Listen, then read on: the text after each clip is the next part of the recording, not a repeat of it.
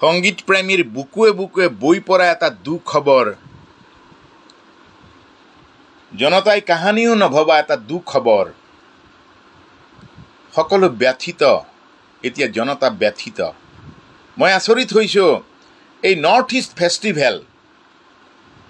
East ফেষ্টিভেলৰ গুৰি ধৰোঁতা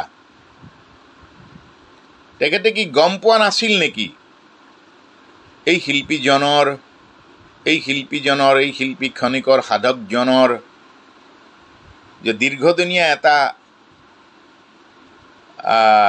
ৰোগত আক্ৰান্ত এই ব্যক্তিজনক কেনেধৰণেৰে কেয়াৰ কৰিব লাগে, কেনেধৰণেৰে প্ৰতিটো সময়ত তেওঁক হাইপাৰটেনশ্যন থকা ব্যক্তি এজনক কেনেধৰণেৰে সহায় সেৱা আগবঢ়াব লাগে তেখেতৰ খবৰ নাছিল।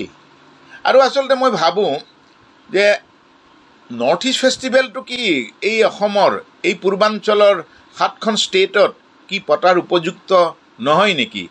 এবাৰ বাৰু অসমত পাতিছে মই জনামতে। তো শ্বিলঙততো পৃথিৱীৰ ডাঙৰ ডাঙৰ শ্ব'বিলাক হয়, অৰুণাচলত হৈছে, ঠিক আছে, তালৈ লৈ গৈছে, ভাল কথা, বিশ্বমুখী চেতনাৰে লৈ গৈছে। কিন্তু যিয়ে ৰিপ্ৰেজেণ্ট কৰিছে দায়িত্ববোধেৰে, তেওঁৰ প্ৰতি আয়োজক সমিতিৰ সেই সচেতনতা ক'ত? কোনোতো জনতাই দেখা নাপালে। মই আচৰিত হৈছোঁ, মই দুখিত, দুখ লাগিছে।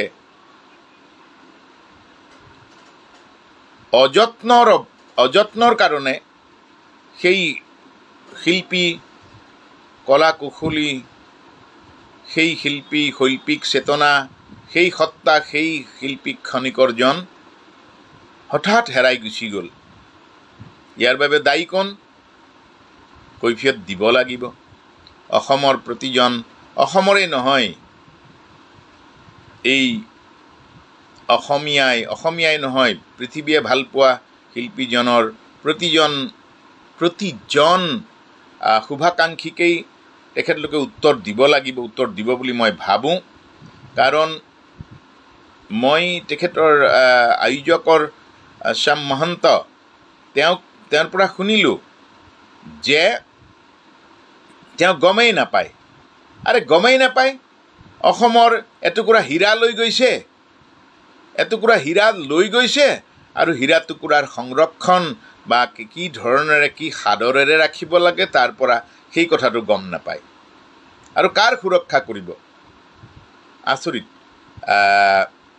এনেধৰণৰ কৃষ্টি বেপাৰী বা সংস্কৃতিৰ বেপাৰীসকলক মই শ্ৰদ্ধাৰে ক'ব খুজিছোঁ, বিনম্ৰতাৰে ক'ব খুজিছোঁ, আজি এই সাংঘাতিক নভবা অনাকাংক্ষিত দুৰ্যোগ বা অনাকাংক্ষিত ঘটনাটোৰ বাবে দায়ী কোন? মৃত্যু চিৰন্তন সত্য। মৃত্যু য'ত থাকে, চৰণে নাজানে মৰণৰ ঠাই, চুচৰি বাগৰি তালৈকে যায়, সেইটো সঁচা। তথাপিতো সাৱধানীৰ মৰণ নাই বুলি এটা কথা আছিল নহয়, সেইটোতো ভাবিব লাগিছিল। আচৰিত হৈছোঁ, উপায়হীন হৈছোঁ, বিদগ্ধ হৈছোঁ যে প্ৰজন্মৰ পৰা প্ৰজন্মলৈ ভালপোৱা, প্ৰজন্মৰ পৰা প্ৰজন্মলৈ অনন্ত পৰৰ শক্তি আৰু প্ৰেৰণা গোটোৱা, প্ৰেৰণা বিলাব পৰা, মোতকৈ বহু বছৰৰ পিছত সংগীত আৰম্ভ কৰা, মৰমীয়াল, সৰল, সহজ, সাধাৰণ আৰু গোটেই মানুহ ভালপোৱা শিল্পী খনিকৰজন, তেওঁক আমি অকালতে হেৰুৱাবলগীয়া হ'ল অযত্নৰ কাৰণে। প্ৰযত্ন আমি ল'ব নোৱাৰিলোঁ বোধহয়। ইয়াৰ উত্তৰ জনতাই বিচাৰ কৰিব। বিতৰ্কৰ কাৰণে মই এই কথাটো কোৱা নাই। মই আশা কৰিম যে মানুহৰ কাৰণে, সমাজৰ কাৰণে, প্ৰজন্মৰ কাৰণে সদায় ভাবি ভাবি শিল্প সংস্কৃতি সাধনা কৰা মানুহবিলাক সদায় অৱহেলিত হয়, সদায় ক'ৰবাত নহয় ক'ৰবাত অন্তৰত আঘাতপ্ৰাপ্ত হৈ, ক'ৰবাত নহয় ক'ৰবাত ব্যথিত হয়, ক'ৰবাত নহয় ক'ৰবাত অৱহেলিত হয়। ইয়াৰ কাৰণ অসমৰ জনতাই বিচাৰ কৰিব। ইয়াৰ উত্তৰ সকলোৱে পাব বুলি মই আশা কৰি মই এই ৰাতিখন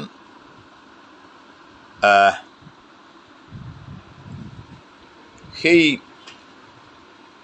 হাঁহিয়াল, সেই মৰমীয়াল আত্মা, মোৰ মৰমৰ, অতি মৰমৰ আছিল। বৰ কম সময় আমি লগ পাওঁ। তেওঁৰ আত্মাৰ সদ্গতিৰ প্ৰাৰ্থনা জনাইছোঁ। জুবিন গাৰ্গ প্ৰজন্মৰ পৰা প্ৰজন্মলৈ, অনন্ত প্ৰজন্মলৈ বুকুৱে বুকুৱে জীয়াই থাকিব, সদায় জীয়াই থাকিব।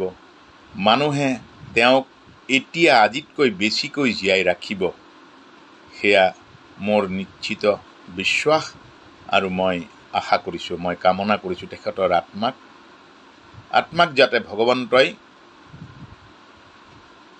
কুশলে ৰাখক। হয়, ধন্যবাদ।